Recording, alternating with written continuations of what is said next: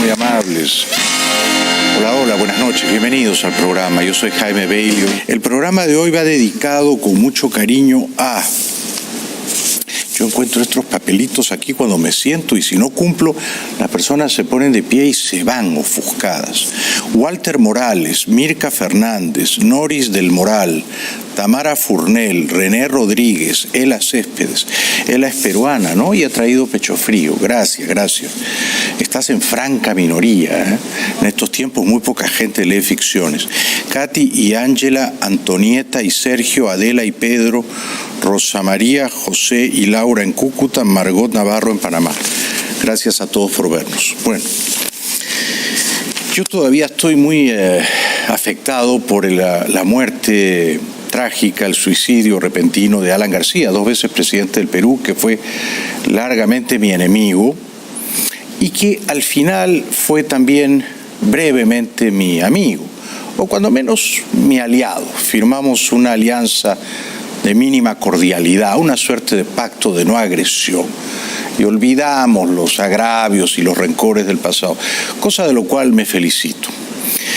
Hoy se cumplieron los funerales de Alan García en Lima, en presencia de su numerosa familia. Deja 6 hijos, 2 hombres, 4 mujeres. Tuvo Alan 3 mujeres, 3 esposas o novias oficiales que lo han llorado, por supuesto, desconsoladamente, ¿no? Era un personaje gigantesco, desmesurado, ¿no? Larger than life, y ha muerto en su ley. No quiso que lo arrastraran a un calabozo, fue para él una cuestión de honor. Creo que él entendió el suicidio como una manera desesperada de preservar el honor, de salvar el honor, o de impedir que le mancillaran, le pisotearan el honor. Hoy en los funerales, una de sus hijas, Luciana Victoria, que nació el año 85, el mismo año en que Alan llegó al poder por primera vez en el Perú, con apenas 35 años. Luciana, que nació ese año, que tiene 33, ha de estar por cumplir 34, recordó de una manera muy conmovedora que me traspasó de dolor con un cariño y una adoración enormes a su papá.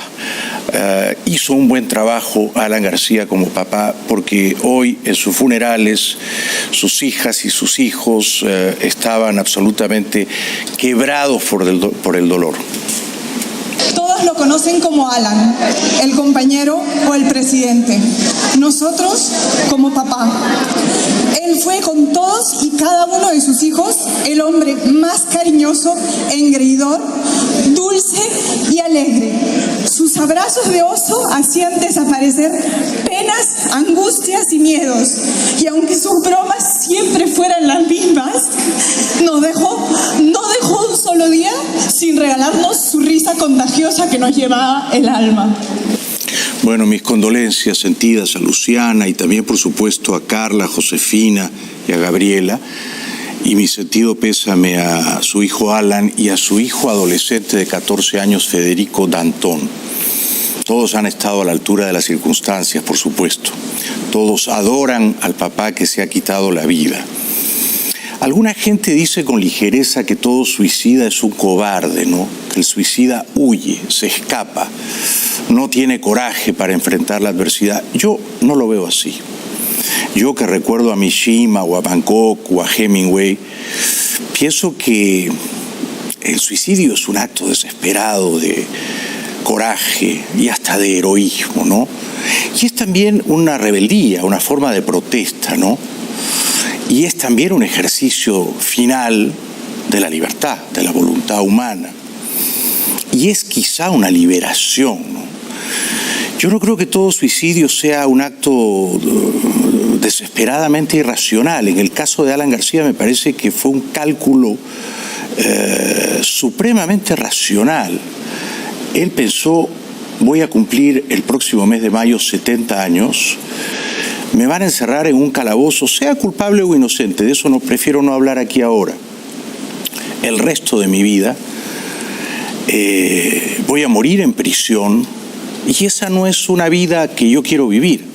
Esa es una vida indigna de ser vivida, así es que decido libremente prescindir de esa vida pesarosa, misérrima, que mis enemigos me quieren imponer, me libero de ese calvario y viajo a un lugar mejor, porque además él era creyente, él creía que había una vida en el más allá. Y el suicidio de un creyente, pienso yo, entraña más valor que el de un ateo, porque el ateo piensa será un dolor fugaz y luego se habrá terminado todo, seremos polvo y olvido. Pero el creyente piensa, luego tendré que rendir cuentas a Dios, y a lo mejor Dios estará enfadado porque Él es el supremo creador, nos da la vida, y Él y solo Él decide cuándo se termina. O sea que yo creo que en el caso de Alan fue un suicidio por honor, y fue un suicidio que entrañaba una decisión perfectamente racional, ¿no? Él no quiso dignificar a sus enemigos, y eso queda clarísimo en la carta póstuma que escribió en la madrugada del miércoles 17 de abril y que fue leída de una manera maravillosamente viva, elocuente por su hija Luciana. En esa carta, relativamente breve, Alan dice: he cumplido la misión de mi existencia. Esa misión era llevar al partido de su padre. Cuando Alan era un niño, su padre, Carlos García, estaba en prisión, y estaba en prisión porque era aprista. Y ser aprista en el Perú de esos años era casi ser un subversivo. El APRA era un partido clandestino, de izquierdas. Los militares y la derecha odiaban al APRA. Y Alan de niño tenía que ir a visitar a su padre en la cárcel. También quizás por eso ha preferido no pagar con carcelería. Justa o injusta es otra discusión, ¿no? Pero Alan decía: he cumplido la misión de mi existencia. He llevado al partido de mi padre al poder 2 veces, y ahora no me van a arrastrar a un calabozo. Cumplí la misión de conducir el aprismo al poder en 2 ocasiones e impulsamos otra vez su fuerza social. Creo que esa fue la misión de mi existencia, teniendo raíces en la sangre de ese movimiento. Por eso, y por los contratiempos del poder, nuestros adversarios optaron por la estrategia de criminalizarme durante más de 30 años. Pero jamás encontraron nada y los derroté nuevamente, porque nunca encontrarán más que sus especulaciones y frustraciones. En este tiempo de rumores y odios repetidos que las mayorías creen verdad, he visto cómo se utilizan los procedimientos para humillar o vejar y no para encontrar verdades. Por muchos años me situé por sobre los insultos, me defendí, y el homenaje de mis enemigos fue argumentar que Alan García era suficientemente inteligente como para que ellos no pudieran probar sus calumnias. Bueno, yo creo que no es posible pasar por la política sin salir enlodado, enfangado. No es posible, al menos en nuestros países bárbaros de América Latina, ¿no? La política es una guerra desalmada, es una guerra sin cuartel. Tú llegas al poder, tú ocupas una silla, las glorias son efímeras, temporales. Eres un rehén de los ciudadanos que han votado por ti, pierdes enormes cuotas de libertad. Esos mismos ciudadanos que han votado por ti pasarán los meses y quizás brevemente los años y luego ya no te querrán, ¿eh? Te odiarán, te culparán de que tú no les hayas mejorado la vida, de que sus vidas sigan siendo grises, chatas, anodinas. Y entonces el oficio del político es uno condenado a la ingratitud. Y luego, por supuesto, todos los políticos que quieren ocupar la silla en la que tú estás sentado van a tratar de derrotarte, y peor de destruirte, y peor de encarcelarte. O sea, tu miseria, tu oprobio será el triunfo de todos ellos, y nada de eso debería sorprenderte. Y si te sorprende, más vale que no entres en política, porque ignoras la esencia misma de ese oficio tan cruel. Pero es verdad que Alan no buscaba la riqueza, ¿no? No de una manera al menos explícita. Él era un hombre austero, Era un hombre culto, de libros, era un intelectual, podía recitar de memoria muchos grandes poemas, y es verdad que él aspiraba a la gloria, a la inmortalidad. Esto es verdad, y esto lo escribió en la carta póstuma que leyó hoy su hija Luciana. No hubo ni habrá cuentas, ni sobornos, ni riqueza. La historia tiene más valor que cualquier riqueza material. Nunca podría haber precio suficiente para quebrar mi orgullo de aprista y de peruano. Por eso repetí, otros se venden, yo no. Cumplido mi deber en la política y en las obras hechas en favor del pueblo, alcanzadas las metas que otros países o gobiernos no han logrado, no tengo por qué aceptar vejámenes. He visto a otros desfilar esposados, guardando su miserable existencia, pero Alan García no tiene por qué sufrir esas injusticias y circos. Por eso le dejo a mis hijos la dignidad de mis decisiones, a mis compañeros una señal de orgullo y mi cadáver como una muestra de mi desprecio hacia mis adversarios, porque ya cumplí la misión que me impuse. Que Dios, al que voy con dignidad, proteja a los de buen corazón y a los más humildes. Es tremenda esa frase, ¿no? Y dejo mi cadáver como una muestra de desprecio a mis adversarios, ¿no? Tremendo. Y él les había dicho a sus amigos y confidentes, si vienen a arrestarme, yo me pego un tiro. Tengo la pistola Colt. No van a verme nunca esposado. No me verán confinado en un calabozo. Es decir, para él era una cuestión de honor, ¿verdad? Luego está el debate, y yo no quiero entrar en ese debate, ¿no? De si era culpable o inocente, si las pruebas eran abrumadoras contra él, si el dinero que recibieron sus colaboradores contaba con su aprobación o si todo ocurrió a sus espaldas. Ese es otro debate. Pero era un hombre que al final de su carrera política, después de 10 años como presidente, se encontraba sumido en una desgracia, ¿no? Una desgracia insoportable. Y esa desgracia era que en el tribunal de la opinión pública, 8 de cada 10 peruanos o 9 de cada 10 peruanos ya lo había condenado y lo creía culpable, corrupto, varias veces sobornado. Entonces, me parece que eso para él era también un deshonor insoportable.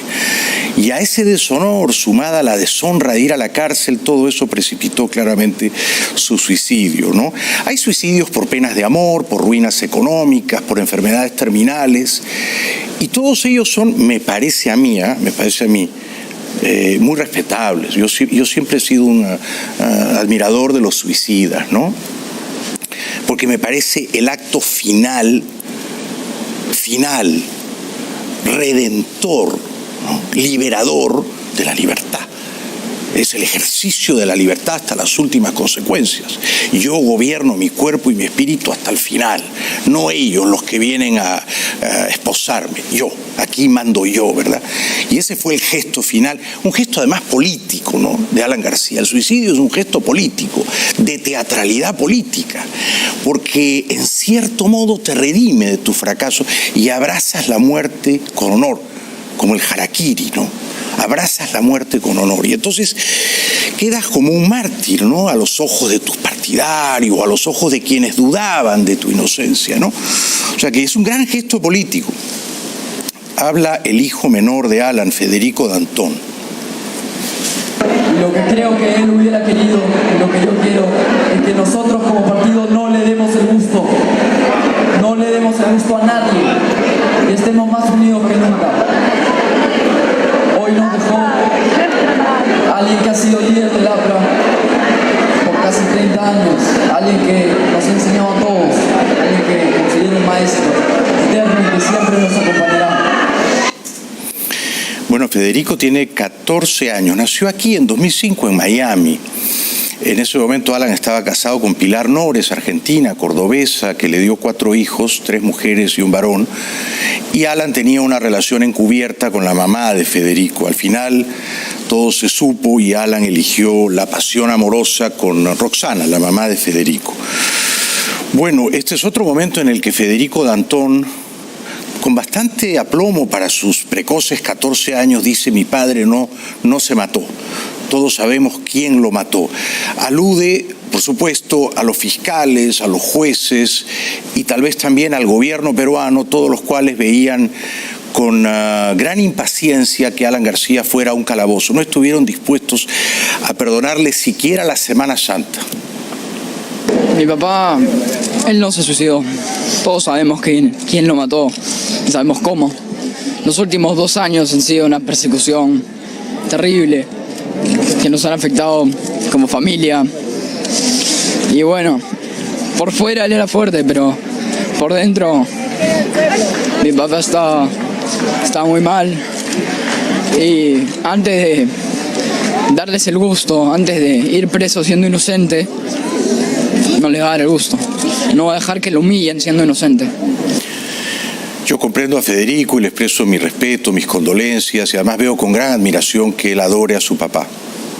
Dicho esto, yo no creo que Alan fuera un perseguido político, no creo tampoco que el presidente Vizcarra esté obsesionado o estaba obsesionado con desgraciar a Alan García o encarcelarlo de una manera injusta. Las críticas que se han vertido contra Vizcarra me parecen francamente desproporcionadas. Han gritado: Vizcarra asesino. El problema es que Vizcarra no podía ordenar que no se investigara con celo a Alan García, cuando al mismo tiempo se investiga con celo, a veces despiadado, a toda la clase política peruana. Fujimori está preso, la hija de Fujimori, Keiko, está presa, Kuczynski está preso, hoy le han dado 3 años de prisión preventiva, tiene 80 años, le han dado 3 años de prisión. Toledo está prófugo, recibió 20 millones de Odebrecht, Humala estuvo 10 meses preso, no puede salir del Perú. Entonces, no se le podía pedir a la justicia: investiga y encarcela a todos, pero no a Alan García. Si Alan García había estado en el poder y algunos de sus colaboradores habían recibido millones de dólares de Odebrecht, me parece que él tenía que entender, por contrariada que fuera su suerte, que la justicia tenía que investigar hasta el final, ¿no? Bueno, para evitar eso y para protegerse, para mudarse a Uruguay, él en diciembre pasado se había refugiado en la Embajada de Uruguay en Lima y había pedido asilo. El presidente de Uruguay, Tabaré Vázquez, se lo negó, que fue también un tremendo revés para Alan, ¿no? Hoy el embajador uruguayo en Lima, el señor Barros, fue al velorio y dijo estas palabras. Hemos venido con el ministro de la Embajada para presentar nuestras condolencias al expresidente y a su familia. Es todo lo que voy a decir. Es un momento muy difícil para todos y esperamos que ustedes logren una paz y una concordia que les está faltando. Se pierde un gran líder. ¿Qué es lo que resaltaría de estos dos gobiernos? Se pierde un gran líder de América Latina. A la luz de los hechos sangrientos, trágicos, ¿debió Uruguay concederle el asilo? Bueno, es muy fácil ser entrenador después del partido, ¿no? Tabaré Vázquez decidió, con todo lo mal que me cae Tabaré, porque no condena a Maduro, que Alan García estaba tratando de eludir a la justicia peruana, que en el Perú había una justicia independiente, un Estado de Derecho, y que no calificaba el asilo. Una decisión que en ese momento pareció razonable, ¿no? El hijo menor de Alan, Federico Danton, se inscribió hoy en el partido de su padre y de su abuelo Carlos. Del día de hoy ya está inscrito oficialmente en el partido aprista. Lo ha hecho un acto simbólico luego de que se leyera la carta dejada por el ex gobernante. De mucha valía, ¿no? Así es, muy importante, y eso es lo que están destacando a través de las redes sociales los diferentes grupos, sobre todo la juventud aprista. O sea, además como asumir en público frente al cadáver de su padre el compromiso de continuar y heredar lo que el padre dejó. Bueno, la última vez que yo vi a Alan fue en Lima, vino a cenar a mi casa y él quería que yo fuera político, me animaba muy resueltamente a que yo inscribiera mi candidatura presidencial y yo le decía: no, esto termina siempre mal, en la política no hay final feliz, mejor no me meto, mejor sigo tratando de ser un escritor, pero lo voy a extrañar, ¿no? Lo voy a echar de menos. Yo no estoy aquí para juzgarlo, para no es que lo juzgue Dios y que se apiade de él, ¿no? Además, yo creo que una persona a lo largo de su vida puede cometer errores, incluso errores graves, incluso delitos, y no por eso ser completamente una persona despreciable, ¿no? O sea que hay que tener compasión con el caído, ¿no? Yo le dije cosas tremendas en su cara, cuando él tenía 35 y yo tenía 20. Cuestioné su salud mental, o sea, sugerí que estaba loco. Me sacó 5 años de la televisión. Fuimos largamente enemigos, o sea que le dije todo lo que le tenía que decir en vida. No voy a insultar su cadáver, no, yo no me apunto a eso. Para terminar, me ha gustado mucho que su familia, con un alto sentido del honor, negara al gobierno del Perú unos funerales de Estado. Que los despojos, los restos fueran conducidos al Congreso, o a la Casa de Gobierno, o la catedral. Nada de eso. La familia quiso un velorio y unos funerales en olor de multitud, ¿no? El APRA es un partido del pueblo, pero además, más que un partido, es una secta, es una cofradía de gente muy fanática. Entonces, ha muerto en su ley y los funerales fueron también, creo yo, los que él hubiera querido. El velorio del exmandatario peruano Alan García convocó a miles de simpatizantes al local partidario de la Casa del Pueblo, desde donde el féretro salió cargado a hombros el viernes, luego de un fervoroso homenaje.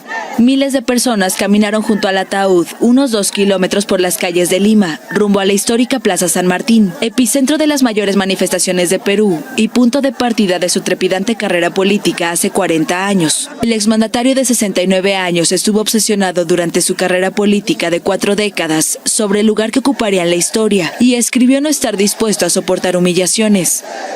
Como ha sido un hombre valiente, ha sido un hombre con honor y dignidad, prefería irse a la tumba de esta manera y no caer en manos de sus enemigos. Les recuerdo que para comer rico no hay como la Fontana.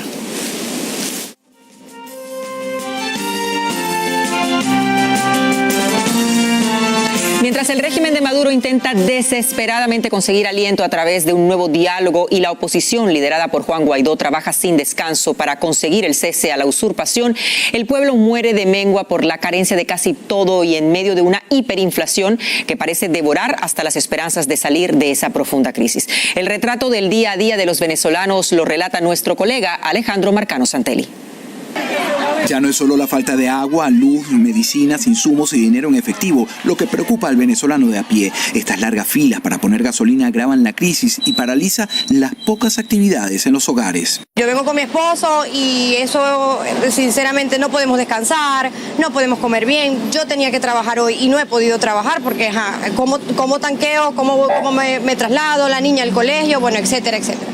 El impacto alcanza a cada familia que depende de su vehículo particular para hacer su vida cotidiana. La escasez del combustible, las largas horas que le dedican a tratar de conseguirlo y el precario servicio de transporte público los paraliza. Esto es un desastre lo que estamos viviendo en este país, que sufrimos tanto por la gasolina, por el agua, por la luz. La carencia de gasolina se hizo sentir en Caracas la última semana, aún con los esfuerzos del régimen de Nicolás Maduro por privilegiar a la capital del país para minimizar el impacto previsible y denunciado en un informe interno de PDVSA que trascendió a los medios independientes y que en pocas palabras indicaba que los inventarios de gasolina y diésel en 8 estados fronterizos estaban completamente agotados y que la disponibilidad para el resto del país era de solo 3 días de reserva. Ayer me metí en una cola a las 11 de la mañana y a las 2 de la tarde logré entrar al surtidor y cuando estaba ya el pico de la manguera del surtidor en el tanque de gasolina de mi vehículo, se fue la luz, o sea que no pude echar gasolina.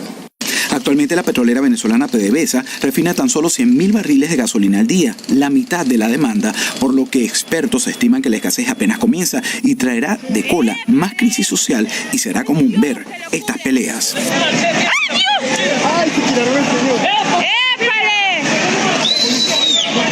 Para la mayoría del pueblo venezolano, la falta de combustible es responsabilidad de la mala gestión del gobierno de Maduro y a diario crecen los niveles de desaprobación de su gestión. Provoca llorar, bueno, de todo te da uno, ¿eh? Cuando no es comida, ahora bueno, antes era la comida, ahorita hay un poquito de comida que uno puede conseguir, pero ya bueno, es comida, es agua, es luz, Es horrible, el transporte, es toda la situación que vivimos en Venezuela es crítica. La falta de medicamentos y alimentos, aumentando el número de personas que comen de los desperdicios, a lo que se le suma el caos de no tener servicio eléctrico, se está convirtiendo en una bomba de tiempo que debe resolver el régimen de Maduro. A veces sacamos como unas colchonetas, las ponemos en las aceras hasta que llega la luz, que son 6, 5 horas. La hiperinflación es la consecuencia del deterioro de una economía fallida. Los pocos empresarios que se atreven o pueden importar alimentos deben competir con una inflación totalmente descarriada, que según el Banco Mundial y el Fondo Monetario Internacional pronostican un alza de 10 millones% a finales de año. Nosotros aquí hacemos una sola comida en el día. O sea, comemos de repente a las 4 de la tarde, 5 de la tarde, hacemos una comida grande. Otros no tienen la fortuna o el derecho de comer al menos una vez al día. Bueno, un ratito voy a conversar con el profesor Briceño, comediante venezolano, va a ser un deleite, porque es muy brillante, es un gran improvisador y es un notable conversador, no se lo deben perder, pero quería cumplir con ustedes que esperan las novedades de Venezuela. Bueno, esta señora habló por todos nosotros y habló con una lucidez y un sentido común que son tan infrecuentes entre los políticos, ¿no? Desgraciadamente Maduro hizo eso desde que está mandando y no ha cumplido nada. ¿La realidad? La realidad es completamente distinta, todas son mentiras. Él dice algo para mantenerse en el poder, pero ¿cuáles son los hechos? Ninguno, cada vez vivimos peor, cada vez se muere más gente por falta de medicina, cada vez salimos menos a la calle por miedo a la inseguridad. Entonces yo pienso que todo lo que él diga será para tratar de alargar su estadía en Miraflores, que pienso que pronto, con el favor de Dios y todos nosotros los venezolanos, vamos a lograr el cese de la usurpación. Brillante, brillante. No podría haberlo descrito mejor. Y comparto su optimismo. Sigue igualmente optimista el presidente Guaidó. ¿A quién va dirigido también esta exigencia? Porque ya sabemos que a Maduro ni el régimen no tienen nada que dar. Primero las Fuerzas Armadas, y ustedes lo saben, que acompañen el legítimo petitorio de un pueblo que necesita, que quiere, que exige, que demanda vivir. Ya no sobrevivir ni subsistir, por Dios, sino vivir. Y saben cómo viven su familia. El presidente Guaidó dijo que el 1 de mayo, me parece que cae miércoles, habrá una gran marcha en todo el país.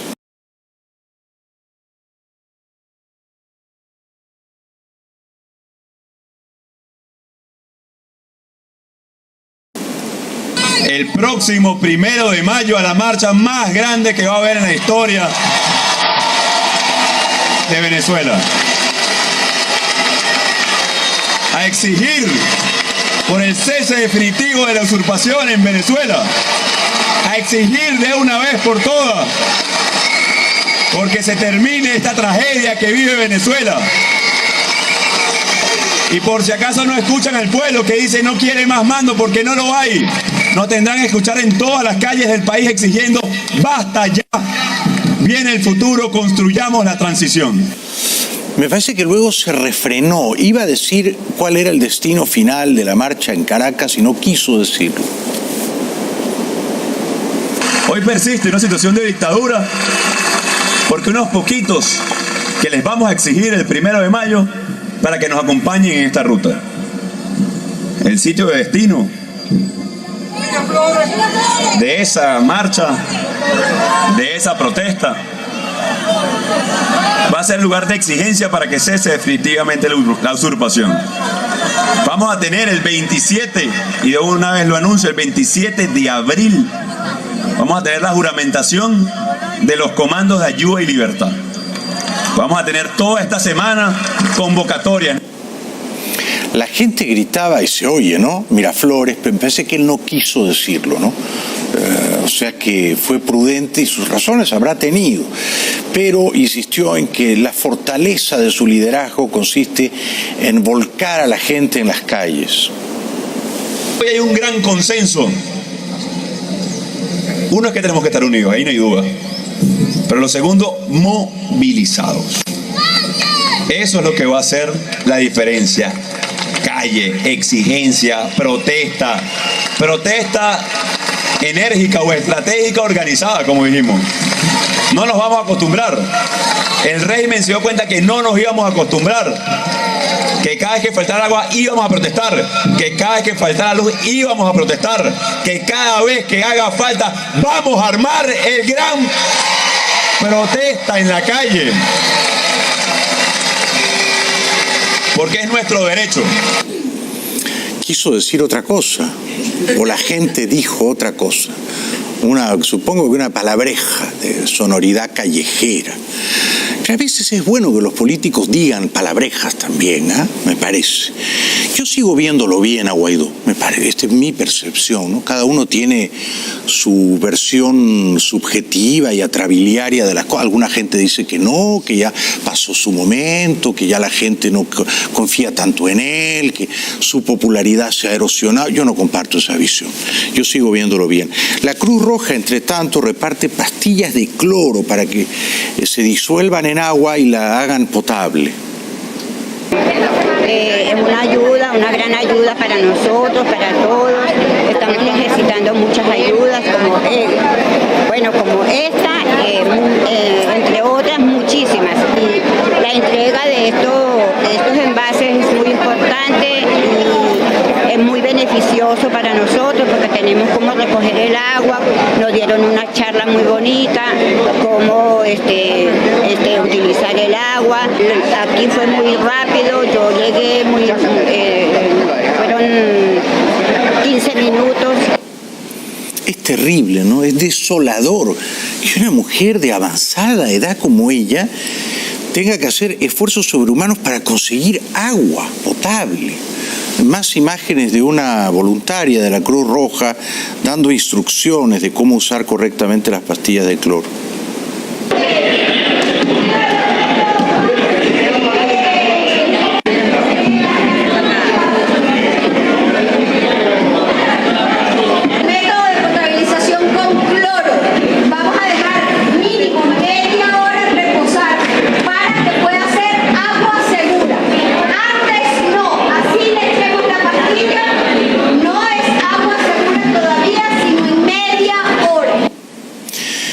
Bueno, para ir terminando, porque viene el profesor Briceño, Julio Borges, desde Bogotá, donde vive, comentó el papel, en mi opinión, francamente bochornoso que cumplió el expresidente español Zapatero, dándole oxígeno siempre a la dictadura venezolana y cumpliendo el papel de valedor o tonto útil de Maduro. Zapatero tuvo una gran oportunidad porque logramos tener un espacio previo a unas elecciones presidenciales, que era la gran meta, tener elecciones presidenciales libres hace un año, en mayo del 2018. Teníamos la presencia de los cancilleres de México, de Chile, de Nicaragua y de Bolivia.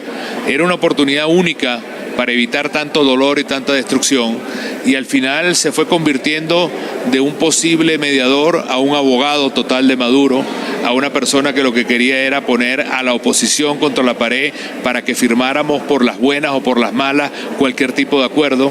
Ya hoy se le ha caído la careta completamente. Tiene toda la razón. Ahora, fue una ingenuidad de Julio Borges y quizá también de Enrique Capriles y de otros líderes opositores pensar que ellos podían persuadir a Maduro de celebrar unas elecciones limpias y libres, ¿no?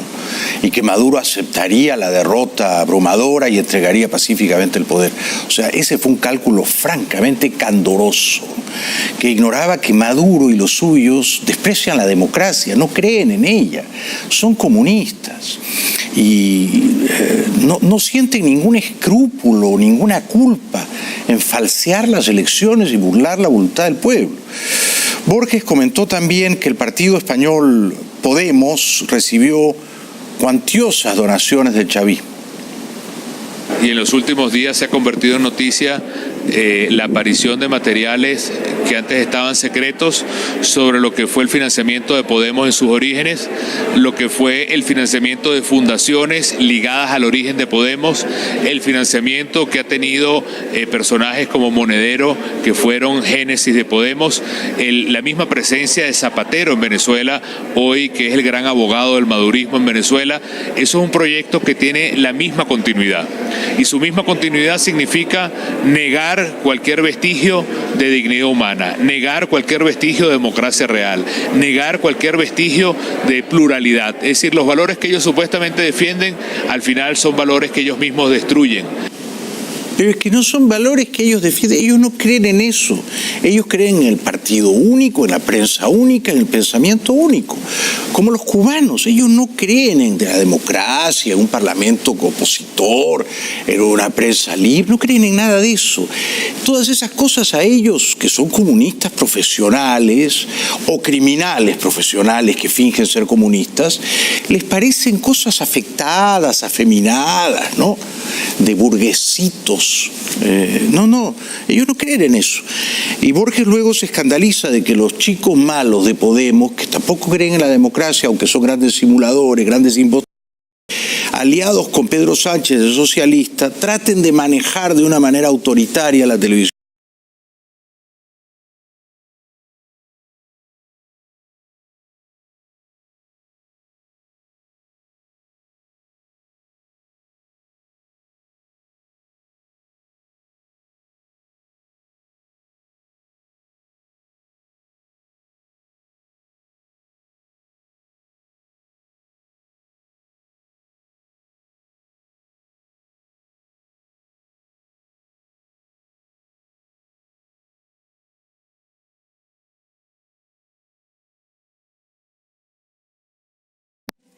De regreso al Mega News, edición de la tarde, la emigración cubana por el mundo. Instituciones en España, siendo concreto, el mismo debate que hay sobre la televisión española, es un debate en el cual muestra cómo apenas ellos tienen una cuota de poder, lo que tratan es de imponer el pensamiento único, negar el derecho y la pluralidad de los otros, y en el mismo caso de Venezuela, hacer que el Estado se convierta en la única verdad, en el único manejo, en la única posibilidad de lo que significan los derechos políticos, y España en este sentido tiene que tener mucho cuidado y verse en el espejo de lo que la propia Venezuela alimentó, que es un movimiento como Podemos. Publicidad, y luego el genial profesor Briceño, un gran, muy talentoso comediante venezolano. No se lo pierdan, vamos con él hasta el final del programa. Ya volvemos.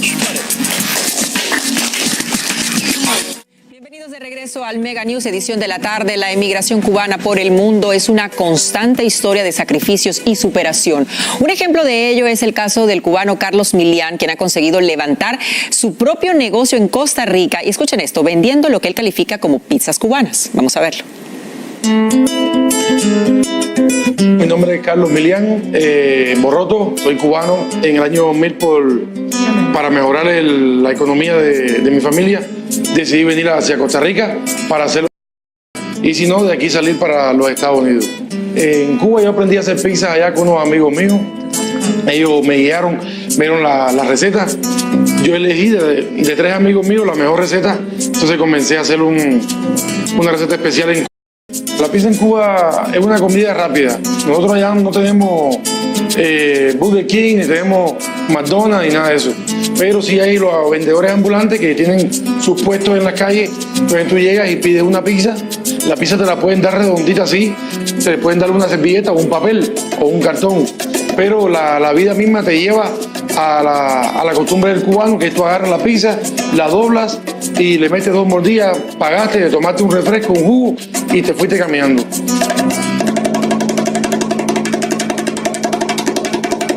Mi nombre es Yesenia Chan Cambronero, soy tica, porque mucha gente me dice, pero usted es cubana también, porque como estoy casada con el cubano, entonces piensan que yo soy cubana y no.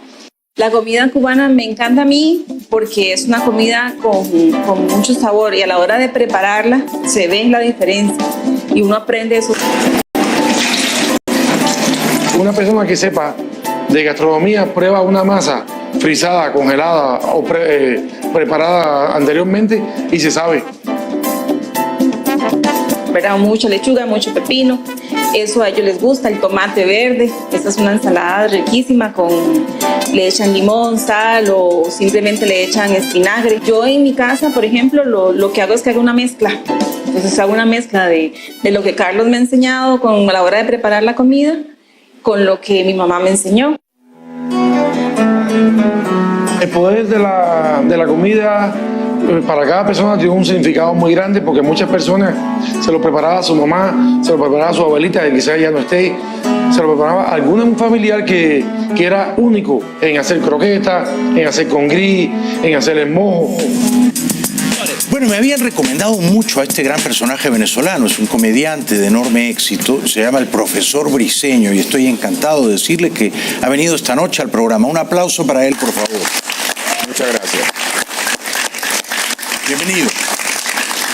Bienvenido. Bueno, no sé mucho de ti, permíteme hacerte algunas preguntas generales de ley. ¿Qué año naciste? ¿En qué ciudad naciste? Yo nací en Caracas en el año 1970. 1970. Eres 5 años menor que yo. ¿Y qué estudiaste, si estudiaste algo? Yo tengo una gran vocación de pobre, entonces escogí letras. Mi madre me inscribió en periodismo sin decirme. Me dice, no, pero si quieres escribir, pero por lo menos algo que medianamente dé. Sí. Y luego, insistiendo en eso, hice el posgrado en filosofía, hice teatro, prácticamente todas las actividades en las que no se gana ningún dinero. Me faltó mimo, creo que estuve a punto de también ser mimo. Pero estudiaste periodismo, filosofía y teatro. Y te graduaste.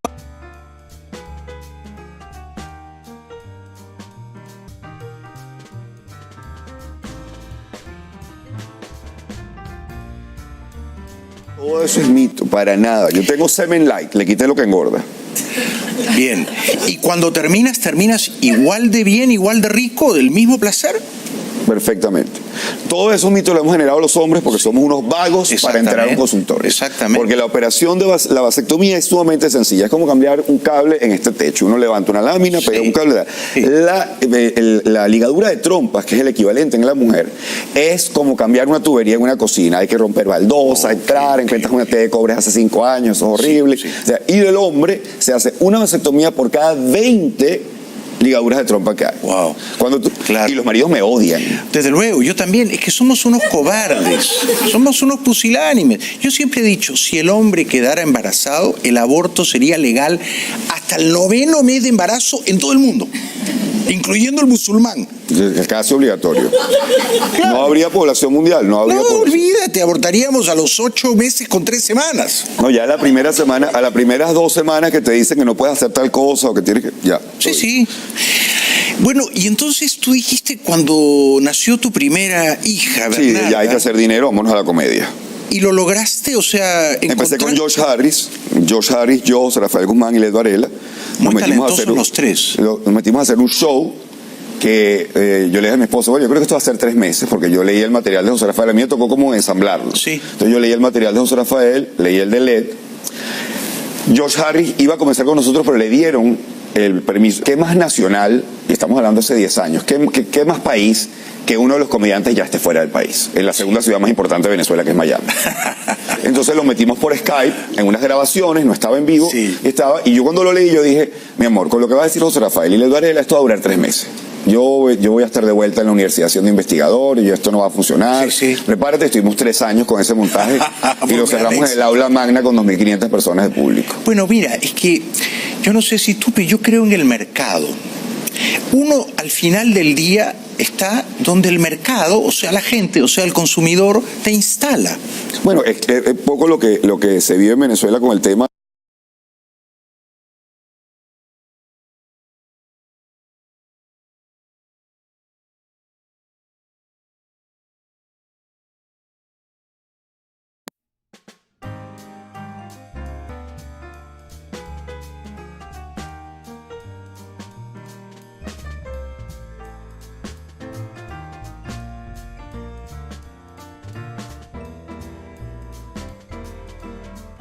Simpatía a las moscas o a las ratas o a las cucarachas, porque no tienen la... Dentro de la luz, vamos no a debemos matarlas. Está en el centro del plató. En cualquier momento va a decir algo importante. Pero veo en ella a un chavista, a un intruso. No, pero entonces... ¿Tú la quieres matar? No. Después de ver tu programa a veces... podría haber sido mi reacción. A veces me pongo pistolero. Sí. Tú tienes... mi padre era pistolero. En casa tenía un arsenal. No una pistola, un arsenal. ¿Tú tienes armas de fuego en tu casa? Digamos, legalmente no. Pero es una gran respuesta. Mi madre fue ministro en una época y cuando se abrió la fábrica de armas en Venezuela le regalaron la primera pistola que salió de la fábrica. El ministro de Defensa la repartió como si fuera un regalo divertido. Sí. Y lo primero que hizo es que yo tenía, creo que 13 o 14 años. Me dijo, quédatela tú, porque tu papá va a hacer una locura con ella. Y mi papá tenía la suya. Mi papá sacaba el revólver cuando alguien no se movía en el semáforo. Así que creo que nunca le... Pero cuando el perro del vecino... Mi padre viajaba mucho por el país, llegaba después de 10 horas de carretera. Si el perro del vecino ladraba mucho, le pegaba tiros a la puerta del perro. No, estás hablando de mi papá, como no fueron amigos, tu papá y mi papá. Yo nunca he pensado de que es la solución a nada, pero a veces es parte de la solución. Nunca se sabe, ¿no? Nunca se sabe. Cuando uno tiene tantos enemigos. Me ha gustado que tú y yo refrenemos el instinto bárbaro y respetemos la vida de una mosca, ¿no? Sin el respeto a la vida. Lo que pasa es que está la mosca, pero si tú estuvieras, por ejemplo, en Venezuela, esa mosca podría tener viruela, dengue, chikungunya, entonces, y tú no tienes el tratamiento, entonces en ese momento se te acaba el budismo y se vamos a matar a la mosca porque uno no sabe qué es. Esto puede terminar costándonos pedir una cosa que tienen que traer de Cúcuta por la frontera para que nos podamos tomar un medicamento. Tal cual. Aquí es más fácil ser budista. Ser budista. Regresando después de la pausa. Conozca en este momento quiénes son los guarimberos, los escuderos de la libertad, al servicio del pueblo y de las barricadas contra el chavismo. Los días avanzan y la vida es cada vez más fugaz en Venezuela. 4 menores de edad han muerto en el mes de mayo producto de la crisis humanitaria. Se ponen al frente de las protestas populares, llevan el rostro cubierto, gomeros. Con leyendas contra el régimen de Nicolás Maduro, los guarimberos están en la primera línea de las marchas opositoras en Venezuela.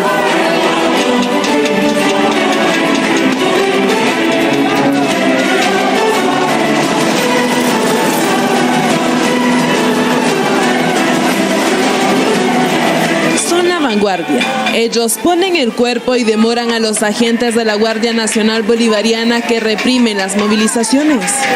Llevan cascos, máscaras antigas y la temeridad de quienes sienten que no tienen nada que perder o mucho. Cuando llegan a las marchas son recibidos como héroes, esconden el rostro para no ser reconocidos, temen las represalias del gobierno.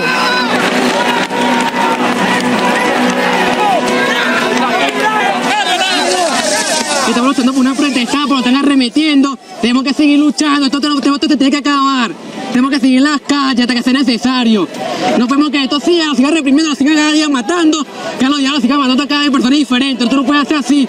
Y vamos a seguir en las calles todavía. Este Maduro va para afuera, yo te se lo digo.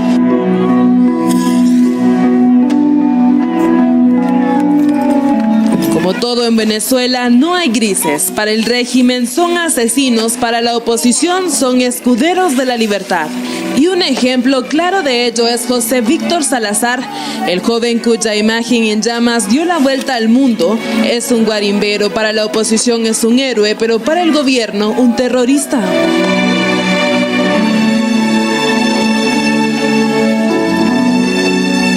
No somos terroristas, no atacamos, no defendemos. No es lo mismo que yo te lance una molotov, que te lance una bomba de pintura, a que tú me ataques con grupos subversivos como son los colectivos con armas de fuego.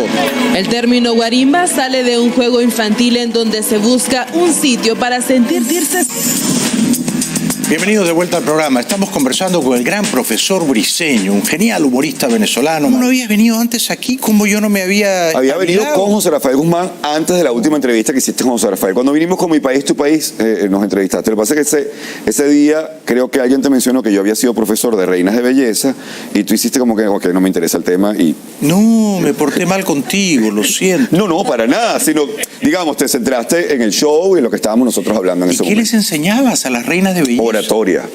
Oratoria. Oh. Tengo 3 Mis Universo en el cinturón. O sea, les dabas tu micrófono para que le hablaran. Les daba el truco. Yo entré pensando que iba a dar algo oral, pero era otra cosa. No. Yo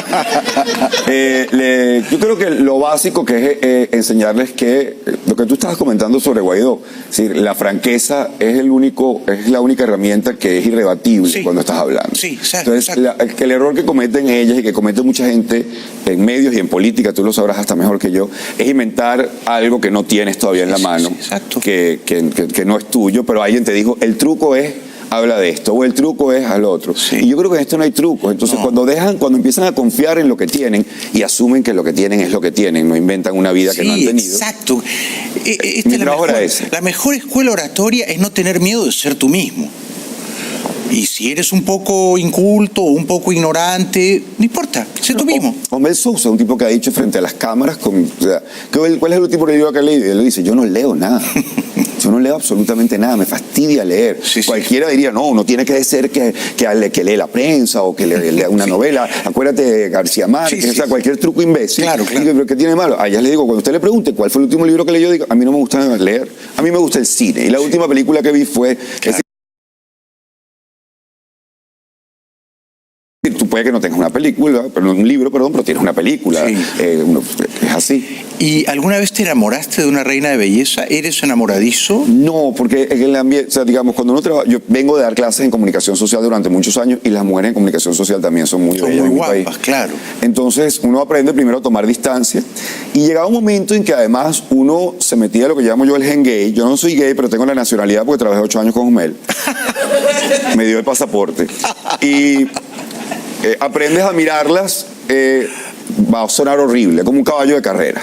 Es decir, tiene estas virtudes, tiene estos defectos, es bueno en esto, es malo en esto, y trabaja, y eso es lo que garantiza el éxito. Eso no tiene nada que ver con las mujeres. Si tú te metes demasiado personal con un alumno, pierdes la distancia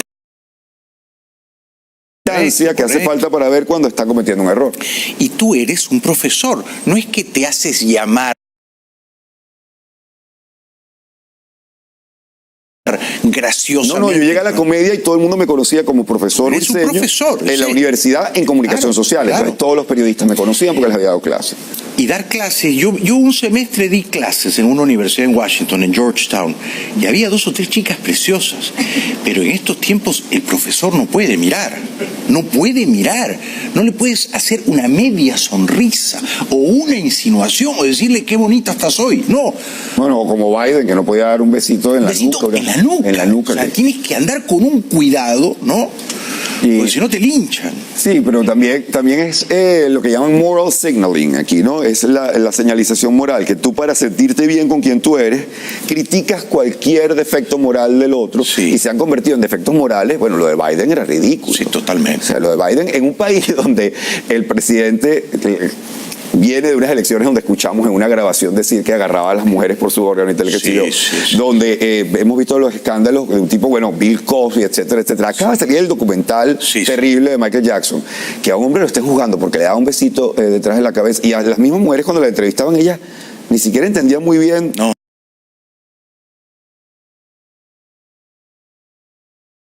De que fue como algo incómodo, pero, o sea... Un disparate. Yo lo que quería era que me besaran la boca. Yo no sé qué querían decir esas mujeres, pero... Claro. Pero estamos en una época en la que hay que tener demasiado cuidado. Sí, muchísimo. ¿Y cómo conociste a tu mujer? ¿A qué se dedica ella? ¿Cómo se llama? Mi mujer y yo somos bastante distintos. Ella cree en los signos astrales, yo creo en los signos de puntuación. Nosotros fuimos novios una época. Ella era estudiante, fue alumna mía, pero después de ser alumna mía... fue compañera mía en teatro. Pues yo estaba comenzando, yo le llevo 3 años y ella se había cambiado de carrera, entonces me tocó de alumna, pero inclusive fue el único año en que yo me fui para España a estudiar, o sea que le di clase como 2 meses. Nos encontramos después, fuimos novios, el peor noviazgo. ¿Por qué? Porque no nos llevábamos, no estábamos listos el uno para el otro. Yo siempre, lo peor de todo es que es la única mujer con la que he terminado mal. Entonces después, cada vez que nos encontrábamos, curiosamente yo estaba borracho. Curiosamente, no pasaba. Entonces yo me arrodillaba frente a todo el... Yo te quiero pedir perdón porque tú eres la única mujer a la que yo he tratado mal. Con su futuro esposo, ya estuvo casada antes con otra persona, el tipo al lado, y el tipo decía, él siempre hace esto. Y dice, siempre hace esto. Y luego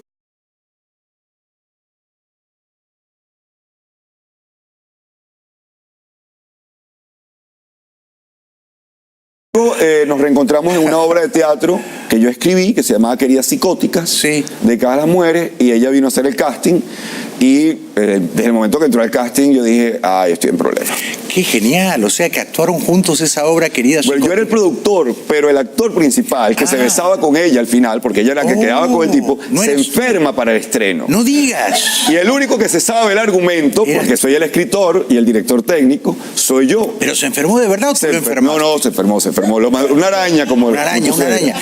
Y entonces tú nos tocó besarnos en el escenario, llevábamos saliendo... ¡Qué lindo! A escondidas del grupo un tiempo, pero claro, cuando todo el mundo vio el beso... Y saben que yo no soy buen actor, soy buen cómico, pero no buen actor, la gente dijo, ahí está pasando algo. Entonces, ¿Y estaba pasando algo? Y estaba pasando algo, efectivamente. ¡Qué genial! O sea que no es que la realidad imitó a la ficción, es que... La obra de teatro era sobre mí y la historia mía con las mujeres, menos ese personaje que era un personaje ficticio, como con quien quedaba el personaje que yo creé para proyectarme en mí mismo. ¿Y ella estaba casada todavía? No, estaba en proceso de divorcio. Sabroso porque uno estaba viviendo con una mujer casada y eso, o sea, ya estaban separados, pero los papeles estaban firmados. Hay ese sabor de estoy con una mujer casada, foto en selfie en Instagram, hashtag ella está casada, por supuesto. Mucho mejor. Y digamos, esto de curiosamente yo estaba borracho, ¿eras alcohólico o te emborrachabas? No era alcohólico, pero sí, yo no salía, excepto los estrenos y los cierres de temporada, porque de verdad era un workaholic del teatro. Eso sí, cuando salía un estreno o cuando venía de un cierre de temporada, bebía hasta más no poder. Claro. Pero lo tienes perfectamente. Para olvidar el teatro, para decir por qué sigo en esta actividad que me está chupando la vida, porque no estoy haciendo comedia. Pero lo que tú haces es condenadamente difícil, y lo sé porque yo lo he intentado. O sea, hacer humor con un público en vivo que ha pagado para reírse contigo es diabólico, es sumamente difícil, profesor. Hay dos cosas de la comedia que son características únicas exclusivamente de la comedia. La primera es que la comedia, el stand-up, no el teatro, aunque te parte del stand-up, es que es la única forma de arte que se ejecuta, se crea, frente al público. Sí. Es decir, tú puedes escribir una rutina de comedia, todo lo que tú quieras, y hasta que tú no la pruebas en un bar, en un local, tú no sabes nada. Claro. Entonces, esto no es como el chelista que está en un sótano ensayando y cuando ya tiene la cosa la presenta. Y lo segundo es que es la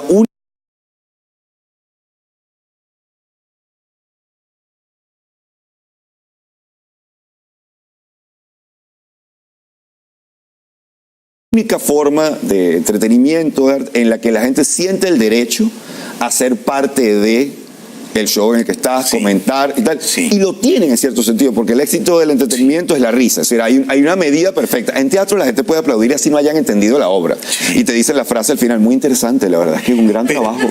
Pero en un monólogo de humor, el público también es parte de la creación artística, ¿no? Sí, es como torear. Sí. Solo que la gente cree que cuando yo digo la analogía de torear, me refiero a que el torero es el comediante y el toro es el público. Y yo digo, no, el toro es el silencio.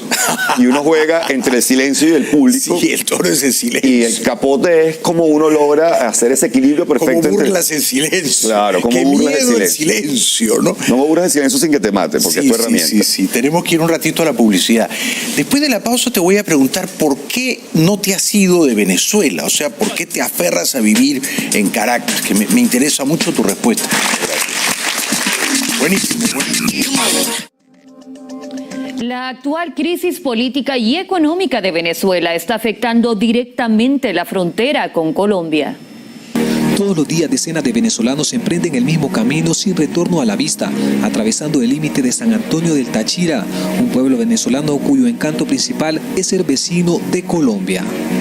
En San Antonio y a lo largo de la frontera con Colombia, de unos 2.200 kilómetros, la hemorragia migratoria es solo una parte de la difícil cotidianidad.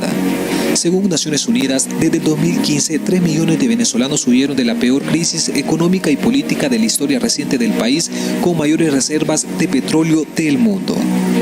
El fronterizo estado de Táchira concentra casi todos los males de Venezuela: negocios no del todo legales, corrupción, miseria y violencia. Sus habitantes, como la oposición venezolana y el gobierno colombiano, afirman que en esta región se refugian miembros de la guerrilla colombiana del Ejército de Liberación Nacional.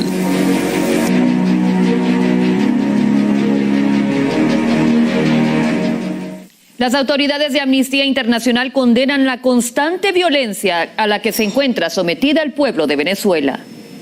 Amnistía Internacional condenó la violencia a la que está sometida la población carcelaria en Venezuela y consideró que el régimen de Nicolás Maduro no debe enfrentar las exigencias de los presos con fuerza excesiva. La directora para las Américas de AI, Erika Guevara Rosas, se refirió a la muerte de al menos 29 prisioneros y 19 policías heridos, cifras oficiales hasta el domingo, tras un motín que ocurrió el viernes en uno de los calabozos de la Comandancia General de la Policía en Acarigua, en el centro de Venezuela. La muerte de al menos 30 privados de libertad y 19 policías heridos en Acarigua es un ejemplo más de la violencia constante y el abandono a los que está sometido la población carcelaria en Venezuela. El deber del Estado es velar por los derechos de las personas privadas de libertad y no enfrentar sus demandas con fuerza excesiva, que es a lo que apunta este caso, dijo la funcionaria la noche del viernes en su cuenta de Twitter. La ONG Observatorio Venezolano de Prisiones detalló que luego de la Semana Santa los reos pidieron que se dejaran pernoctar las visitas, lo que fue negado por el director de la Comandancia General de la Policía de Acarigua, el comisionado Guillermo López, y a raíz de esto se inició una serie de enfrentamientos entre internos y funcionarios. El gobierno de Venezuela y la oposición se reunirán la próxima semana en Noruega para una segunda ronda de contacto con el objetivo de reducir tensiones e intentar alcanzar una solución para la problemática que atraviesa el país sudamericano, donde la crisis política y económica aumenta cada vez más. Pero Guaidó tiene listos otros mecanismos en caso de que los diálogos fracasen. El presidente interino de Venezuela, Juan Guaidó, además del diálogo, no descartó otros mecanismos para la solución del conflicto que mantiene con el gobierno de Nicolás Maduro, pese a haber aceptado la mediación de Noruega. Y hoy que hemos ejercido la mayoría, y hoy que hemos construido las capacidades, es el momento de avanzar. Bueno, estoy encantadísimo esta noche conversando con el profesor Briceño, que consigue algo que es muy arduo, muy improbable. Siendo venezolano y viviendo en Caracas, apuesta por el humor y sigue haciendo humor, ¿no? Dicen que a veces cuando los países están al borde mismo del abismo, las artes florecen extrañamente. Los escritores escriben mejor, los pintores pintan mejor, los músicos componen mejor y los comediantes son más divertidos, ¿no? Somos enfrentados con los límites. Sí. O sea, Barreratisca, lo mejor de su obra para mí está ocurriendo en los últimos textos que él ha escrito. Jacobo Borges, el pintor que está ahora en Caracas, que tiene ya una vida recorrida en el mundo y una obra con la que él podría ya simplemente retirarse, sí, está haciendo ahora, reinventándose de una manera increíble. El humor pasa, pero nadie les dice, ay, el país cayéndose y tú pintando. Nadie. Al contrario. Y a ti te dicen, ay, el país cayéndose y tú haciendo bromas. Sí lo hay, porque de alguna manera se parte de la idea de que uno contribuye a la evasión de la realidad. Pero esa evasión es absolutamente indispensable para seguir respirando.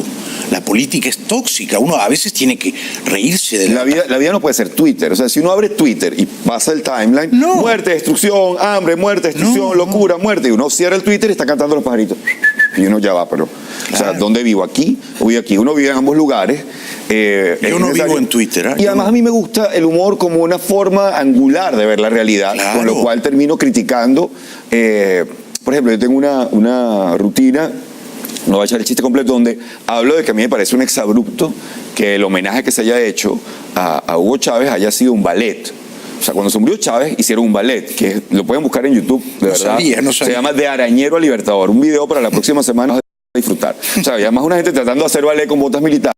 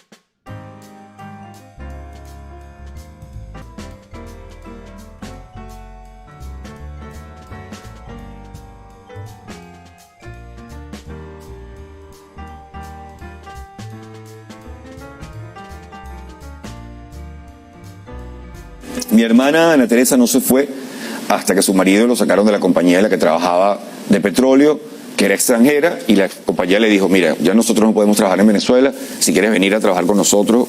Y bueno, se fueron, pero ella aguantó, y ella estaba viviendo en Maturín, donde los apagones ya hace 10 años eran parte de la cotidianidad, y el tema del agua era parte de la cotidianidad. Pero ella aguantó todo. Ella aguantó hasta que pudo. Mi hermana Mercedes también aguantó hasta que pudo. Mi hermano Héctor sí, desde pequeño, desde que vivimos en Estados Unidos, ya se había quedado un poco con una cultura más... Ojo, se casó con música llanera en Francia, pero había música llanera en una alcaldía en Francia que creo que más nunca se escuchará música llanera en esa alcaldía.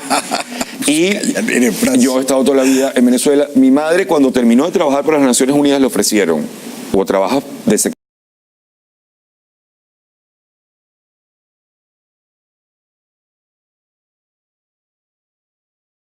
secretaria general y directora de Amnistía Internacional o de la FAO. Y ella dijo, no, volvemos a Venezuela porque el país nos necesita. Entonces no condenó. ¡Qué campeón! Sí, y llegó a ser senadora por el Distrito Federal, trabajó como ministro de Caldera en el primer gobierno. En el segundo gobierno de Caldera fue de las que estuvo en contra de la amnistía total con derechos políticos para Hugo Chávez, fue una de sus grandes molestias. Sí. O sea, tú puedas, lo que pasa es que la gente se le olvida que todo el mundo en ese momento estaba, quería a favor de la amnistía. Claro. Entonces, cuando se introducía un elemento de racionalidad, porque mi madre decía, está bien, pues la amnistía, pues te va a hacer popular, está bien, pero no le des derechos políticos. Pero que no puede ser nunca candidato a la presidencia. Exactamente, no le des derechos. Y quedaba como la aguafiesta, la odiadora. Exactamente, por gente que hoy en día supuestamente son los adalides del antichavismo. Entonces, mi familia tiene, a diferencia de muchas familias que tienen mucha migración, mi familia tiene por ambos lados por lo menos 8 generaciones, 10 generaciones en Venezuela. Mi tatarabuelo le dio a Bolívar caballos para que cruzara los Andes en la campaña admirable. Entonces uno tiene como un tema allí de entrega. Claro. Y eso que yo no soy nacionalista. A mí la palabra patria de verdad me va de rabo. O sea, me parece que es una excusa que se utiliza muchísimas veces para que la gente haga las peores cosas posibles. Pero me gusta mi país y me da rabia que alguien me saque de un lugar que me gusta. ¿Por qué te vas a ir tú? Que se vayan los malos, es tu país. En eso estamos. ¿No? Y ya te han robado las libertades, ¿por qué te van a robar el país entero? ¿No? Si tú lo sientes como un mandato genético y familiar, me parece genial que te quedes. Sí, y vinculándolo con la risa, Suheir Hamad, que es una poetisa siria, que habla de la locura a la que quieren meter a todo el mundo cuando ella dice, yo no voy a bailar al son de la rabia, yo no voy a bailar al son de la furia, de la guerra, de la muerte. Dice, mi aliento, es la palabra final de su poema, mi aliento es más fuerte.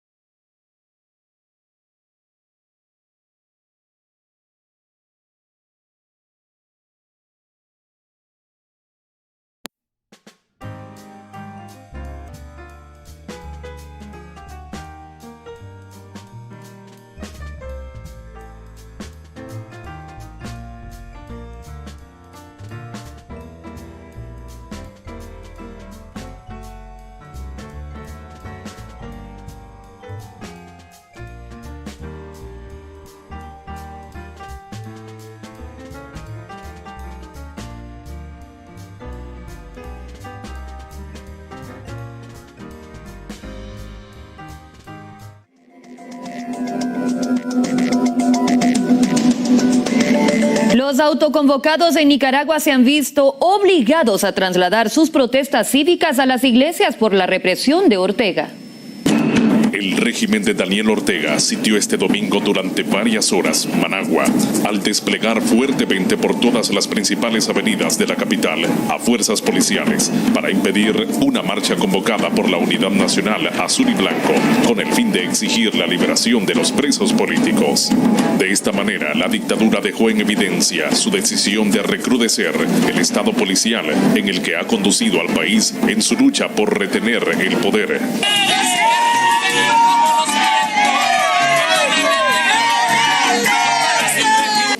Ante el secuestro de las calles por parte de las fuerzas orteguistas, los jóvenes autoconvocados trasladaron sus protestas a las iglesias. Si bien es cierto que el orteguismo ha trabajado bajo esta línea represiva en cada manifestación desde hace varios meses, recientemente se observó un exceso de fuerza policial. Cada caravana policial contaba con al menos 10 camionetas llenas de antimotines que patrullaron todo el centro de la ciudad donde se desarrollarían las marchas.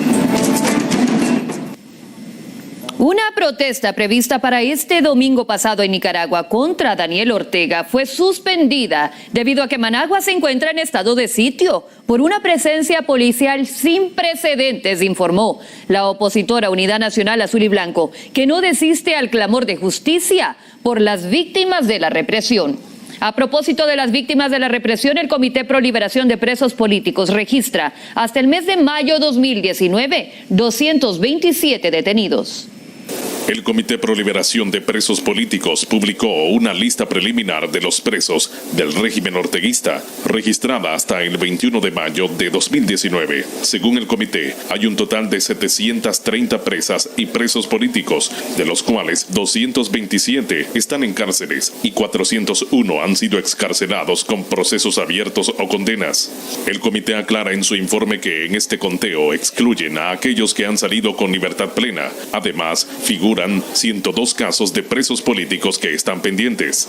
Asimismo, el comité solicitó el apoyo de los nicaragüenses para verificar la información por parte de los familiares de los presos políticos.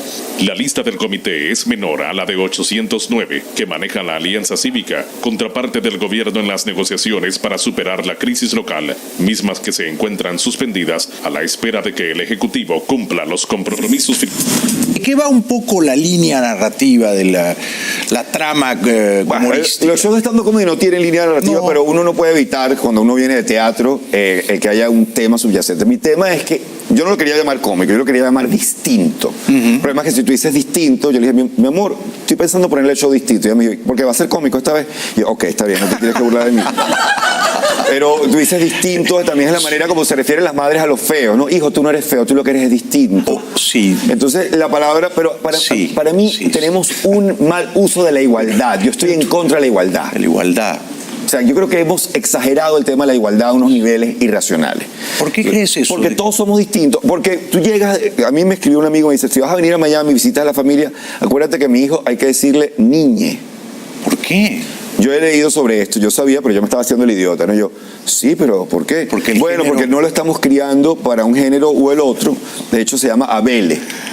Y yo sé por dónde va, pero yo me hago el idiota. Digo, pero él ha dado algunas señales, es decir, se empezó a poner ropa de mujer, con los comportamientos. Ojo, que si lo hace, yo soy el primero que abogo por acompañar su cambio desde el principio. O sea, por favor. Sí. Porque mi tema no es de derechos, mi tema es de cómo imponemos la igualdad. No, pero nos parece que el género es un constructo social. Y yo, no, lo lamento, hombres y mujeres son genéticamente... Bueno, primero todos somos genéticamente distintos. Sí, claro. Yo tengo una amiga, una comadre, que es madre, familia, mujer, y la hermana gemela es lesbiana. Claro. Y a la hermana no la secuestraron las mujeres de la isla de la Mujer Maravilla. Claro. O sea, se la dieron a Lesbos y le enseñaron a usar el arco y la flecha a la tierna de 2 años. Crecieron en la misma casa y son distintas. Así, claro. Y son encantadoras. La gente toda es distinta. Pero decir que hombres y mujeres distintos es un nivel de locura. El cerebro del hombre es como... ¿Tuviste Superman? Sí. ¿Tú recuerdas la cueva de Superman que él tenía como unos cristales que ponía? Sí. Pero así somos el cerebro del hombre. Tú pones un cristal, un solo cristal, trabajo.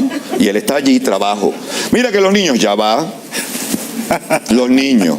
Y si tú estás hablando con él mientras él tiene puesto el cristal de trabajo de los niños, él no escuchó nada. Él no escuchó nada. La mujer no. La mujer te discute por algo y nunca te está discutiendo por lo que te está discutiendo. O sea, el plato que lavaste mal en realidad es que no te la cogiste bien anoche. O sea, siempre es como un chicle, es como una pelota de goma que rebota aquí, luego llega acá, me pega en el ojo, luego le da a tu hermana. Es complicado. O sea que ya, de todo eso va lo de mañana. Va el tema de la vasectomía, el hecho de que no somos iguales, que abracemos además la diversidad. ¿Hasta cuándo? Pero fuiste a la casa de tu amigo y le dijiste niñe. No, le dije, no, yo no voy a pasar por la casa, porque es que no lo voy a poder evitar. ¿Y a ti te gustaría que yo te dijera profesore? No, porque Porque además... estás cómodo siendo profesor. O sea, claro, pero entonces viene este nota que hay que decir trabajador y trabajadora. Y uno puede entender que ciertamente el género, el que nada más usa el género masculino para describir a los dos géneros cuando se utiliza en ciertos momentos, puede tener su influencia. Pero de allí al extremo.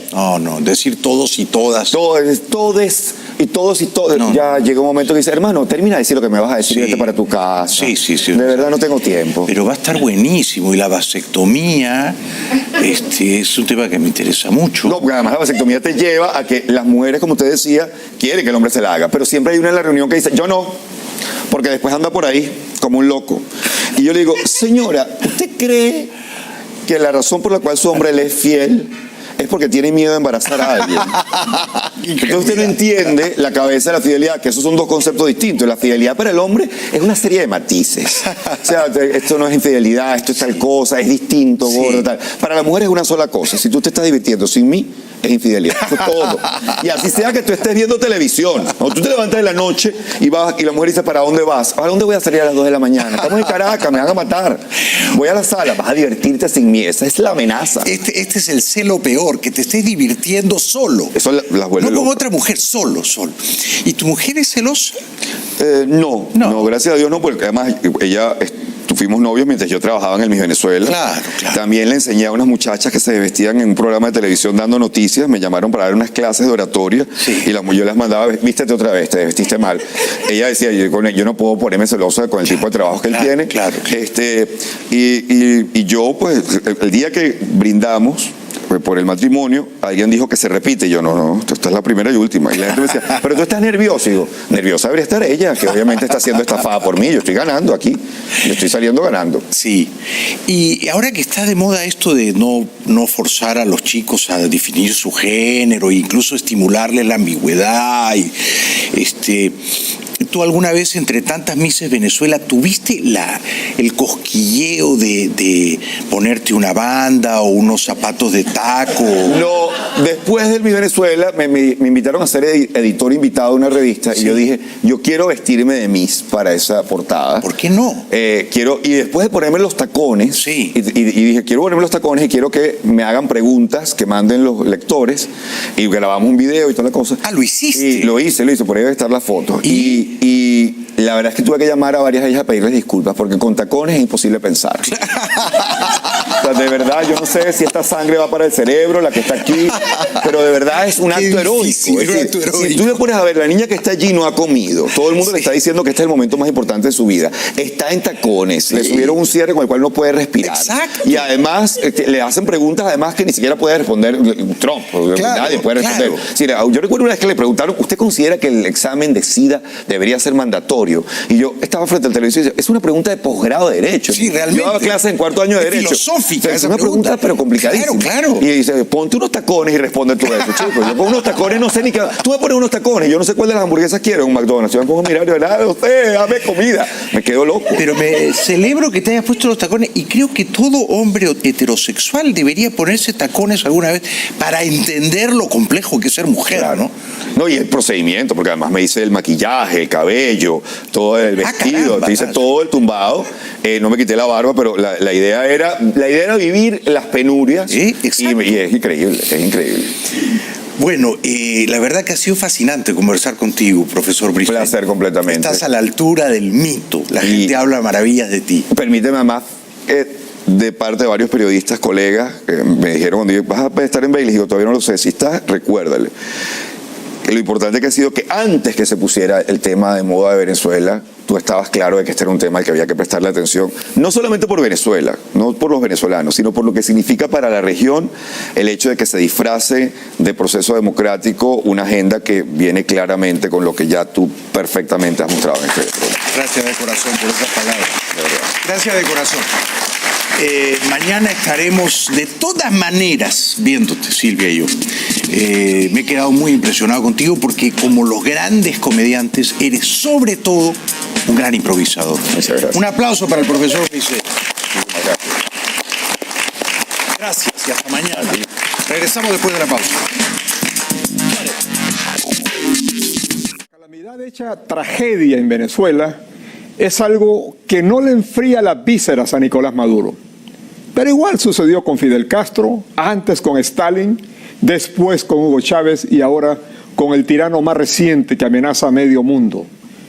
4 niños, 4 inocentes criaturas murieron solo en el mes de mayo en Venezuela a consecuencia de no poder recibir el tratamiento que requerían para la leucemia. Mientras la gente se muere por falta de atención, el tirano Nicolás Maduro habla de crear un ministerio de inteligencia policial que sería una central de espionaje o chivatería para vigilar a todos los que no comulgan con sus ideas dictatoriales. Esto es grave, porque nadie podrá sacar un pie de su casa sin ser vigilado por el aparato chavista que piensa tener a raya a millones de venezolanos que lo adversan. ¿Cuánto costará un aparato de espionaje de esta dimensión? El poco dinero que consigue Venezuela con la venta de combustibles y minerales sería destinado para sostener este aparato oprobioso del chavismo que sigue la ruta de Fidel Castro en los años 60 para garantizarse la perpetuidad en el poder. Mientras los funcionarios de la Casa Blanca están divididos sobre si actúan militarmente o no en Venezuela y el mismo Donald Trump no sabe qué hacer. A Guaidó, que no tiene respaldo militar y que cada día ve más lejos el apoyo militar de Estados Unidos, no le ha quedado más que aceptar un diálogo que ofrece Noruega con delegados del chavismo. Y esto es así, porque Guaidó no quiere que los europeos lo vean como el intransigente.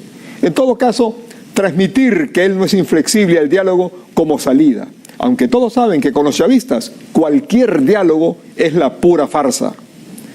Así son las cosas y así se las hemos contado hoy lunes 27 de mayo 2019. La actual crisis política y económica de Venezuela está afectando directamente la frontera con Colombia. Todos los días decenas de venezolanos emprenden el mismo camino sin retorno a la vista, atravesando el límite de San Antonio del Táchira, un pueblo venezolano cuyo encanto principal es ser vecino de Colombia. En San Antonio y a lo largo de la frontera con Colombia, de unos 2.200 kilómetros, la hemorragia migratoria es solo una parte de la difícil cotidianidad. Según Naciones Unidas, desde el 2015, 3 millones de venezolanos huyeron de la peor crisis económica y política de la historia reciente del país, con mayores reservas de petróleo del mundo. El fronterizo estado de Táchira concentra casi todos los males de Venezuela: negocios no del todo legales, corrupción, miseria y violencia. Sus habitantes, como la oposición venezolana y el gobierno colombiano, afirman que en esta región se refugian miembros de la guerrilla colombiana del Ejército de Liberación Nacional.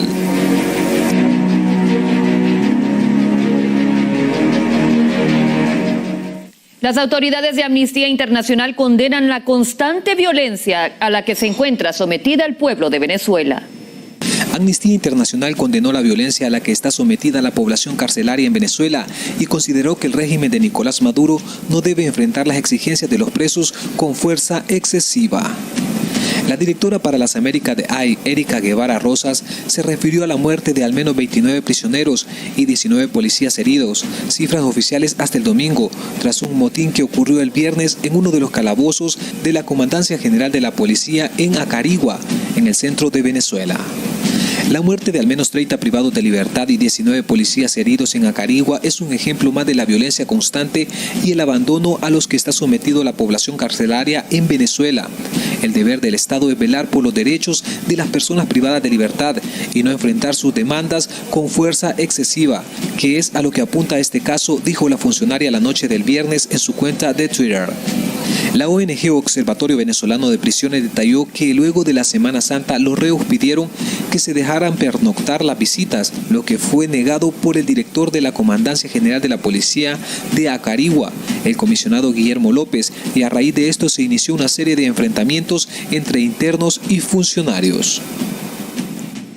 El gobierno de Venezuela y la oposición se reunirán la próxima semana en Noruega para una segunda ronda de contacto con el objetivo de reducir tensiones e intentar alcanzar una solución para la problemática que atraviesa el país sudamericano, donde la crisis política y económica aumenta cada vez más. Pero Guaidó tiene listos otros mecanismos en caso de que los diálogos fracasen. El sábado 15 de junio voy a estar en la Feria del Libro de Madrid, en el Parque del Retiro, tan lindo, presentando también Pecho Frío con esta portada.